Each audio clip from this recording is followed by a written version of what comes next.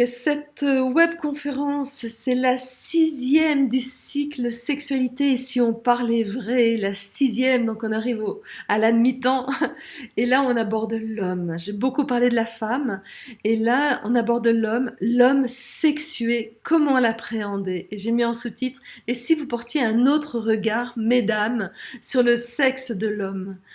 Euh, cette conférence s'adresse effectivement principalement aux femmes, même si effectivement j'aime à voir des hommes qui découvrent comment est-ce qu'ils sont regardés par la femme, comme, la problématique que leur corps sexué peut poser des fois à une femme, heureusement pas forcément tout le temps. Homme sexué, qu'est-ce que j'entends par là? Puisque effectivement, normalement, tous les hommes ont un sexe. Homme sexué, comme c'est de la même manière que je dis femme sexuée, c'est vraiment lorsque l'homme habite pleinement son sexe.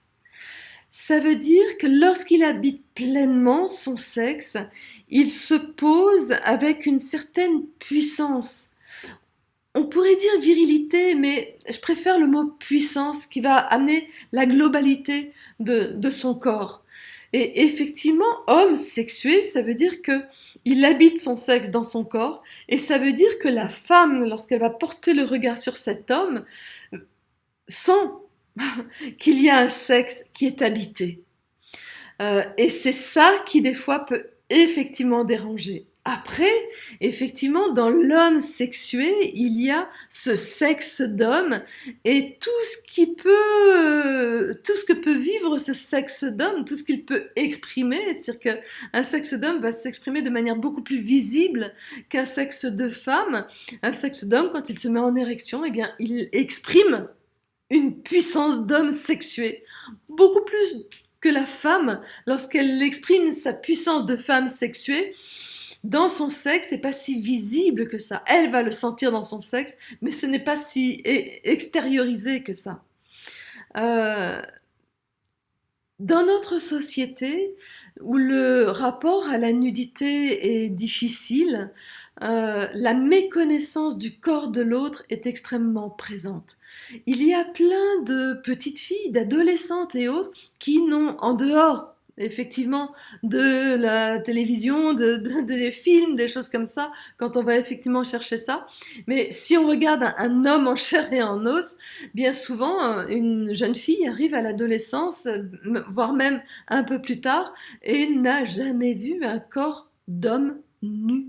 Même des fois, elle n'a jamais vu un corps de femme nu en dehors du sien.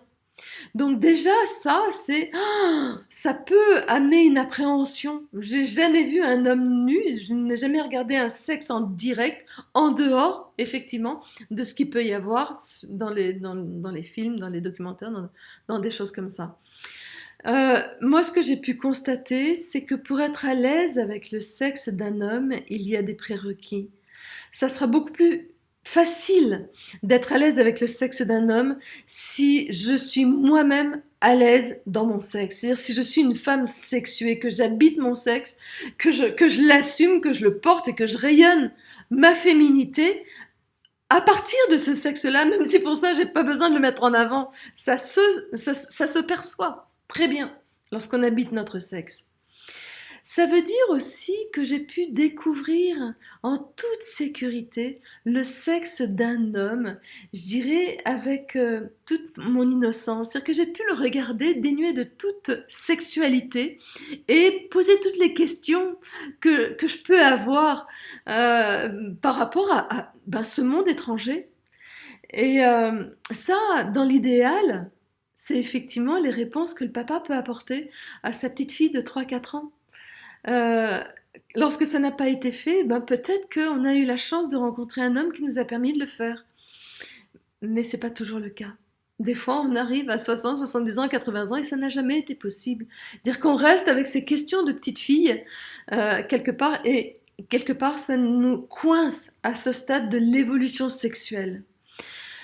Ça demande aussi, pour être bien face au sexe de l'homme, face à l'homme sexué, ça me demande en tant que femme d'avoir été reconnue par un homme dans mon corps de femme sexuée, dans ma puissance de femme, donc dans ma puissance de femme désirable, que j'ai pu me sentir désirée et désirable sans, j'aime bien dire, sans que je sente la menace d'être consommée ou l'obligation d'être consommée.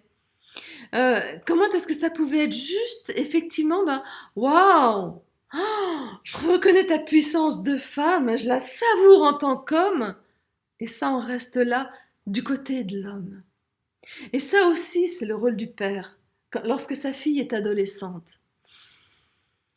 Et ce qui peut être aussi important, c'est que moi, en tant que femme, en tant qu'adolescente, dans l'idéal, j'ai pu effectivement regarder un homme pleinement homme et sexué, pas forcément nu hein, dans ce cas-là, mais pleinement homme et sexué, qui me laisse contempler sa puissance d'homme sexué, sainement et simplement. Et ça aussi, ça devrait être le rôle d'un père à l'adolescence. Et ça va être possible si je sens que ma mère est soutenante et compréhensive par rapport à ça. Sinon, on reste bloqué dans ces espaces-là. Donc, je rentrerai cette conférence, je rentrerai plus avant en détail là-dedans, mais c'est déjà pour moi vraiment les, les prérequis pour que je puisse quelque part apprécier le corps d'un homme sexué, qu'il soit habillé ou qu'il soit nu, qu'il soit en érection ou qu'il ne soit pas en érection.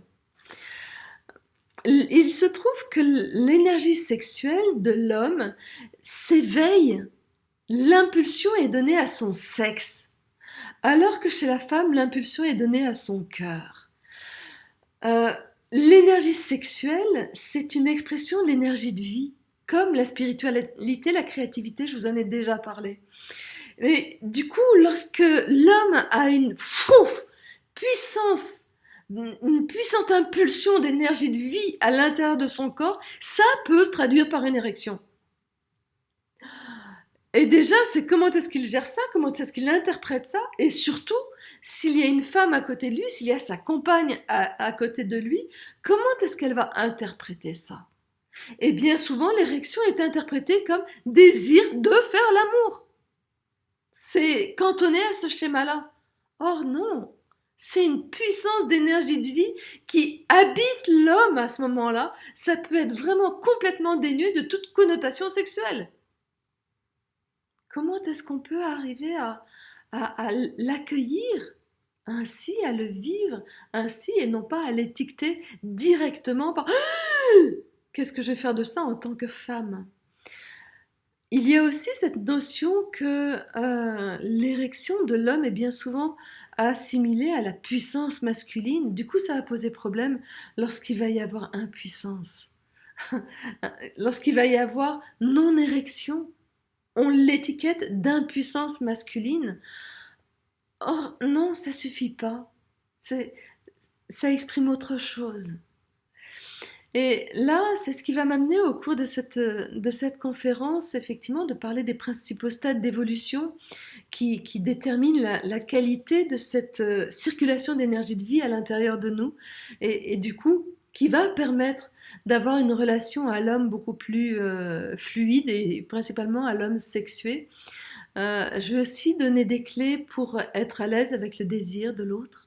J'en ai déjà parlé dans d'autres conférences, mais là, ça va être vraiment un point central. Et puis, j'ai envie de dire d'avoir l'opportunité de pouvoir laisser l'homme libre de son érection. Et ça, je peux vous garantir que c'est souvent un grand fouf pour l'homme de sentir qu'il peut être considéré librement et du coup qu'il va pouvoir gérer à sa manière cette érection. On va aussi parler d'éjaculation précoce, d'impuissance, que faire de tout cela. Et bien sûr, l'importance de la bienveillance dans tout ce rapport à l'homme sexué, je dirais même ce rapport à la sexualité en général.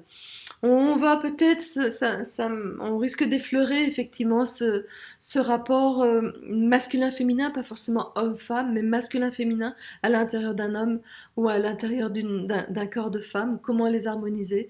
Ça aborde effectivement ce grand sujet-là. Moi, ce que j'ai envie de dire, c'est qu'aujourd'hui, l'homme sexué a besoin d'être reconnu dans sa globalité, de manière simple et de manière saine. Il a besoin d'être accueilli dans sa puissance, et dans cette puissance masculine, et c'est vraiment un moyen de lui permettre de lui se reconnaître et se poser en tant que roi. Et bien souvent, en tant que femme, les femmes attendent et espèrent ce roi en face d'elles. En revanche, elles en ont très peur. Et ce que j'ai envie de dire, c'est, est-ce que en tant que femme, on va pouvoir se redresser en tant que reine face à notre roi, face à un homme qui est roi? Voilà, c'est un peu toutes les questions que j'ai envie d'aborder pendant cette soirée, et il y en aura probablement bien d'autres.